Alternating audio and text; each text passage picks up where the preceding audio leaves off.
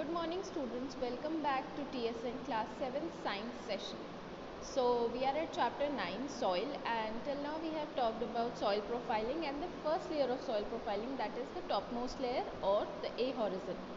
So now we'll talk about the second layer, which is the B horizon. The next layer has a lesser amount of humus but more of minerals. तो जो first वाली layer है हमने उसमें discuss किया था कि first वाली लेयर में मिनरल्स जो ह्यूमस होगा या फर्टिलिटी होगी वो ज़्यादा होगी, ज़्यादा पोरस होगा, ज़्यादा फर्टिलिटी होगी. लेकिन अब हम जो बात करें वो बी हॉरिजन की बात करें. बी हॉरिजन में मेनली ह्यूमस कम होता है और मिनरल्स ज़्यादा होते हैं. This layer is generally harder and more compact and is called the B horizon और द मिड लेयर. अब ये क्या है, ये मोर कॉम्पैक्ट है. ये layer basically compact means tight रहेगी, काफ़ी ज़्यादा टाइट होती है और इसमें मिनरल्स ज़्यादा होते हैं, ह्यूमस कम होता है, जनरली हार्ड होती है. फर्स्ट वाली अगर आप ये चीज़ देखेंगे कि कभी भी आप मिट्टी खोदना स्टार्ट करेंगे तो आप जो फर्स्ट ऊपर की है वो बहुत आराम से खोद पाएंगे, ईजी होता है. लेकिन जो सेकेंड लेयर आती है it is more harder. Okay, so it is called as B horizon or the middle layer. The third layer is the C horizon, which is made up of small lumps of rocks and cracked and serious. तो जो third वाली layer है उसको basically सी horizon बोला जाता है. Basically उसमें क्या होते हैं, छोटे छोटे लम्ब्स होते हैं, पत्थर होते हैं, छोटे छोटे क्रैक्स होते हैं. वहाँ पे उसमें क्रैक्स आपको मिल जाएंगे अंदर, काफ़ी ज़्यादा हार्ड होता है, क्रैक्स होते हैं, रॉक्स हो जाएंगे.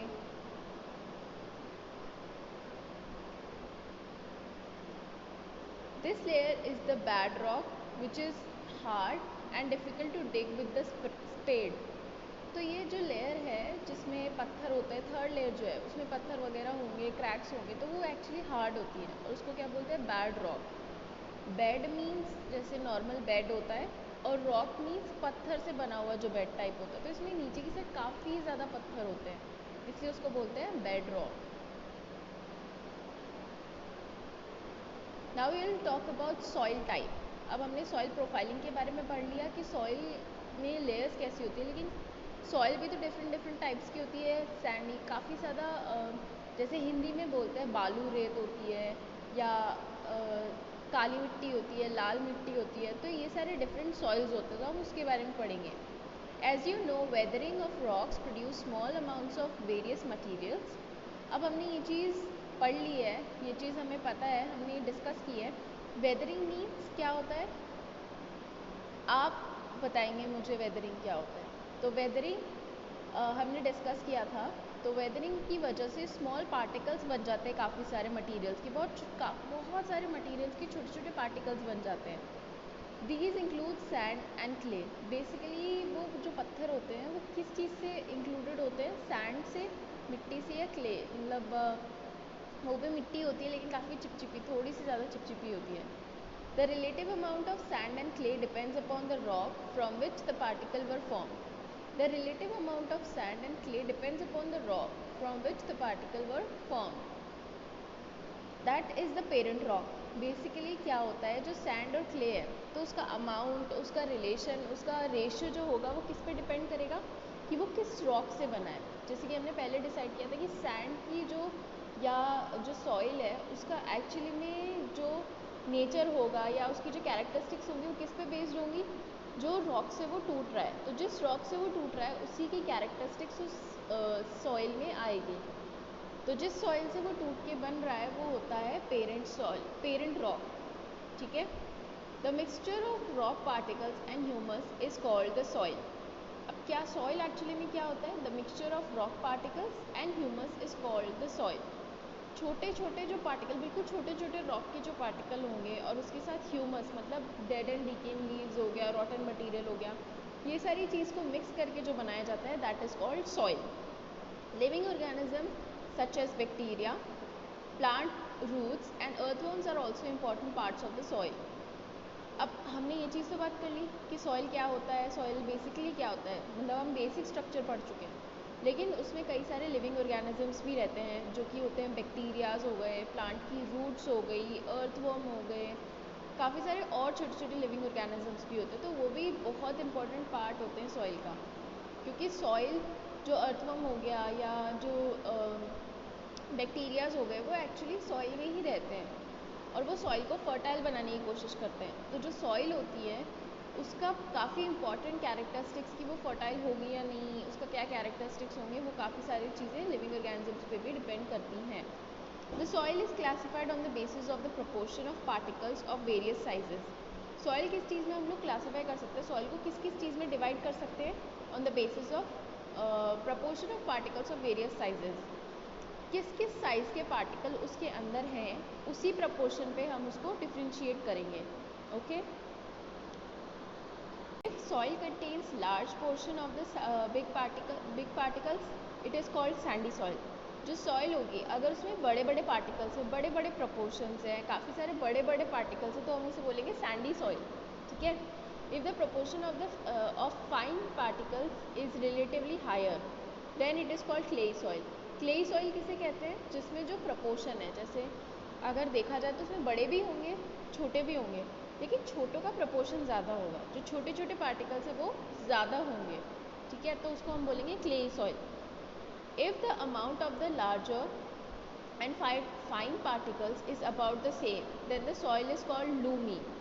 अब लूमी सॉइल क्या होती है, बेसिकली अगर बड़े पार्टिकल्स हैं छोटे पार्टिकल्स हैं दोनों का अमाउंट सेम है अप्रॉक्सीमेटली, तो उसको बोलते हैं Lumi soil.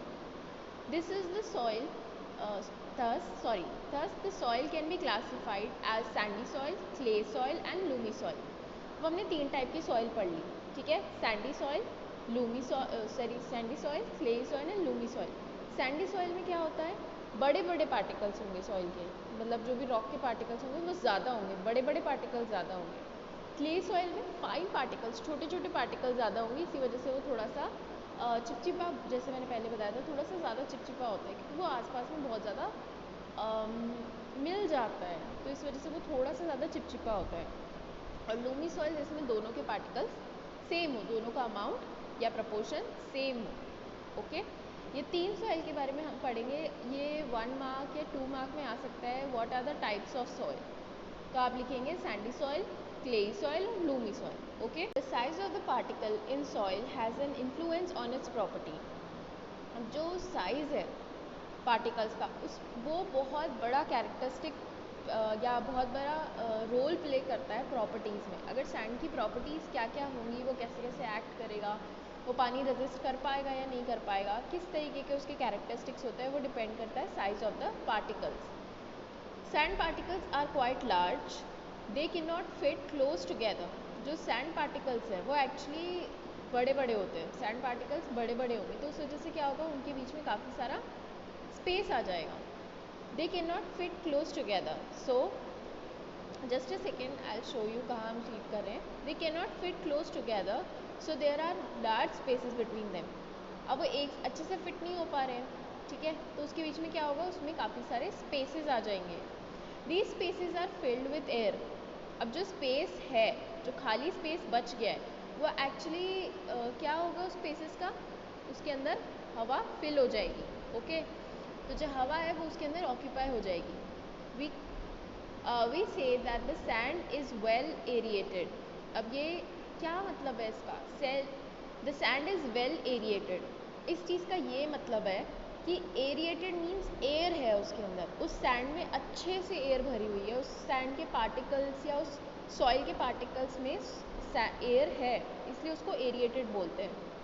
Water can drain quickly through the spaces between the sand particles. Water ना बहुत आराम से उसमें से निकल जाएगा, उस सॉइल के अंदर से वो पानी रेजिस्ट ही नहीं कर पाएगा, पहली बात तो। दूसरी बात, जब हम उस सैंड या उस मिट्टी पे पानी डालेंगे तो बहुत आराम से नीचे आ जाएगी, वो इसी वजह से क्योंकि उसके बीच में काफ़ी सारा स्पेस है, तो जो पानी है वो रुकेगा ही नहीं और फटाफट नीचे आ जाएगा। Water can drain quickly through the spaces between the sand particles, so sandy soil tend to be light. Sandy soil क्या होगा, एक्चुअली में लाइट होगी, हल्की होगी।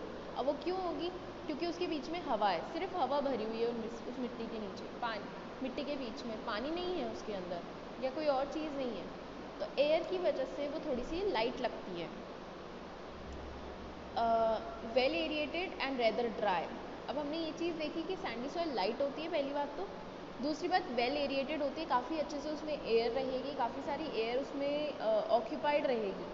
और थर्ड क्या, rather dry, it will be rather dry. क्यों ड्राई क्यों रहेगी, क्योंकि वो पानी ड्रेन कर रही है ना, उसमें से पानी निकल रहा है ना, तो पानी तो रेजिस्ट कर ही नहीं पा रही है वो, इस वजह से वो हमेशा ड्राई ही रहती है। क्ले पार्टिकल्स, अब हमने ये चीज़ पढ़ ली कि सैंडी सॉइल के क्या पार्टिकल्स है, अब हम पढ़ेंगे क्ले पार्टिकल्स के बारे में। तो clay particles being much smaller pack tightly together leaving little space for air. Clay particles मैंने बताया था, क्ले वाली जो क्ले सॉइल थी, उस क्ले सॉइल में क्या था, उसके पार्टिकल्स काफ़ी ज़्यादा, जो छोटे पार्टिकल्स हैं उनका अमाउंट ज़्यादा था, तो वो क्या होते हैं, काफ़ी कम होगा। Clay particles being much smaller pack tightly together, छोटे छोटे पार्टिकल्स है तो आसपास में काफ़ी अच्छे से टाइटली पैक हो सकते हैं। Living this little space for air, बहुत कम, मतलब आप मानोगे नहीं, बहुत कम स्पेस रहती है उस एयर में बच्चों, ठीक है।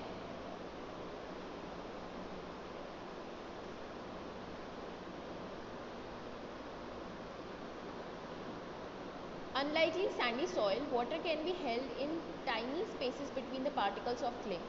सैंडी सॉइल में क्या था, सैंडी सॉइल में ये था कि उसमें पार्टिकल्स में स्पेस इतना ज़्यादा था कि पानी बहुत आराम से आ रहा था। लेकिन क्ले सॉइल जो होता है वो पानी को होल्ड करके रखता है। क्यों, क्योंकि उसके अंदर बहुत कम स्पेस होता है और थोड़ा थोड़ा पानी हर जगह रेजिस्ट कर सकता है उसमें, तो वो पानी ज़्यादा होल्ड करके रखता है छोटे छोटे गैप्स पे, ठीक है। So clay soil have less air, clay soil में कम एयर होती है, काफ़ी कम एयर वो ऑक्यूपाई कर पाता है क्योंकि स्पेस बहुत कम होता है।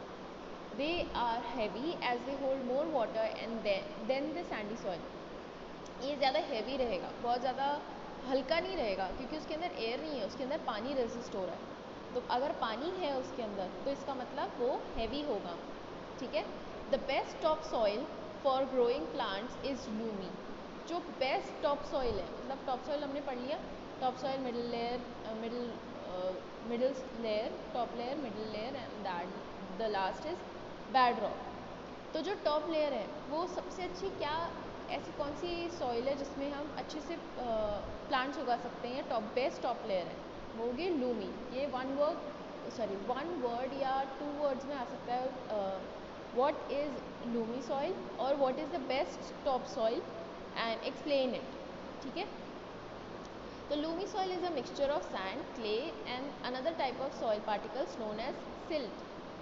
तो 3 टाइप के पार्टिकल्स होंगे इसके अंदर, सैंड वाले होंगे, पहली बात तो सैंड वाले होंगे, क्ले होगा और थर्ड इज सिल्ट। तो ये 3 टाइप के पार्टिकल्स उसके अंदर होंगे, ठीक है। Silt occur as deposit in river beds. Silt क्या होता है, सिल्ट बेसिकली ऐसे डिपॉजिट्स होते हैं जो रिवर बेड्स के पास में होते हैं, मतलब रिवर जहाँ पानी, नदी बह रही है उसका जो साइड का है, साइड का एरिया है जहाँ पे गीली मिट्टी रहती है, तो उस साइड पे ये मिलती है मिट्टी, एक्चुअली सिल्ट सॉइल या silt particles. The size of the silt particles is between those of sand and clay. अब ये चीज़ बहुत ध्यान देने वाली है कि सिल्ट पार्टिकल्स के एक्चुअली में साइज़ डिफरेंस क्या होता है, तो वो बिल्कुल मिडिल में होता है ना, वो बहुत ज़्यादा छोटा होता है ना बहुत ज़्यादा बड़ा होता है, सैंड और क्ले के बीच में जो साइज़ होता है वो होता है इसका। The Lumi soil also has humus in it. अब जो लूमी सॉइल है, जो हम जिस सॉइल बेस्ट या टॉप सॉइल की बात, जो बेस्ट टॉप सॉइल की हम बात कर रहे हैं लूमी सॉइल, उसमें एक्चुअली में ह्यूमस रहेगा। तो मेजरली ह्यूमस बहुत इंपॉर्टेंट रोल प्ले करता है क्रॉप्स ग्रो करने में, एग्रीकल्चर में, क्योंकि ह्यूमस रहेगा तो ही आपकी क्रॉप बहुत अच्छे से ग्रो हो पाएगी। It has the right water holding capacity for the growing plants या ग्रोथ ऑफ द प्लांट। तो इसकी जो वाटर होल्डिंग कैपेसिटी है बिल्कुल परफेक्ट है, जितनी प्लांट को एक्चुअली में या किसी क्रॉप को एक्चुअली में चाहिए होती है बिल्कुल उतनी ही है। So now we have talked about 3 soils, ठीक है, okay, 3 types of soils and the activity 9.3 will talk about in next session. So till then complete your work, take care and have a nice day. Thank you.